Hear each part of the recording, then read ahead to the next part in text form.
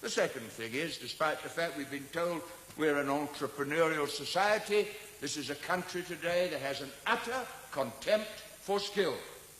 You talk to people who dig coal, run trains, doctors, nurses, dentists, tool makers. Nobody in Britain is interested in them. The whole of this so-called entrepreneurial society has focused on the city news we get in every bulletin, telling us what's happened to the pound sterling to 3 points of decimals against a basket of European currencies. Skill is what built this country's strength, and it is treated with contempt. I must confess, the auctioning off of public assets, particularly the latest disgusting Frankenstein advertisements, which told me more about the mentality of the minister who devised the scheme than it did about the sale itself. These are assets built up by the labour of those who work in electricity and by the taxpayer who put the equipment in, now to be auctioned off at half their price to make a profit for a tax cut for the rich before the next election comes. If these were local councillors, they would be before the courts for wilful misconduct.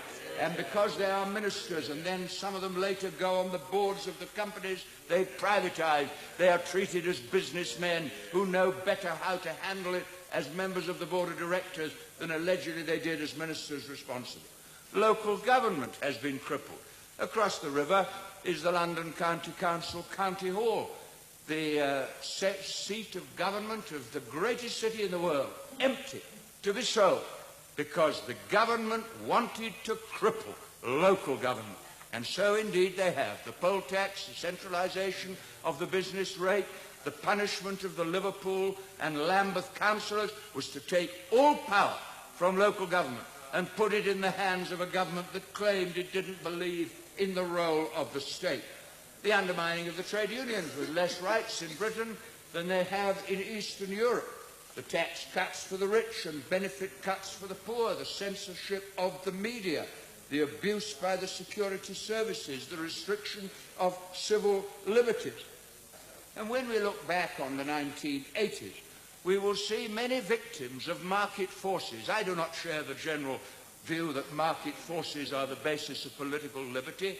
Every time I see a person in a cardboard box in London, I say that person is a victim of market forces. Every time I see a pensioner who can't manage, a victim of market forces.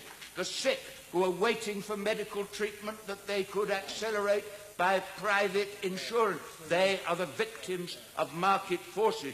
And with the disappearance of the Prime Minister, who was a great ideologue, I mean, her strength was that she understood a certain view of life. And when she goes and she's gone, there will be a great ideological vacuum.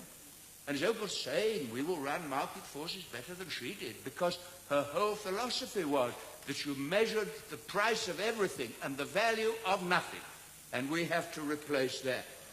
And I had one experience the other day which confirmed me in my view that she hasn't really changed the thinking or culture of the British people. I don't know how many people travel as I do on trains, but I go regularly on the trains and I see all the little businessmen with their calculators working out their cash flow, frowning people, looking and glaring at each other.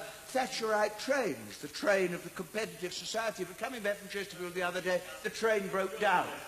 And on it wholly changed. Somebody came in and said, I have a cup of tea from my thermos. And then people looked after each other's children. And a young couple talked to me, and I said after about half an hour, how long have you been married? Oh, we met on the train, they said. And a woman said, will you get off at Derby and ring my son in Swansea, because he'd be worried. By the time we got to London, we were a socialist train. Because you can't change human nature.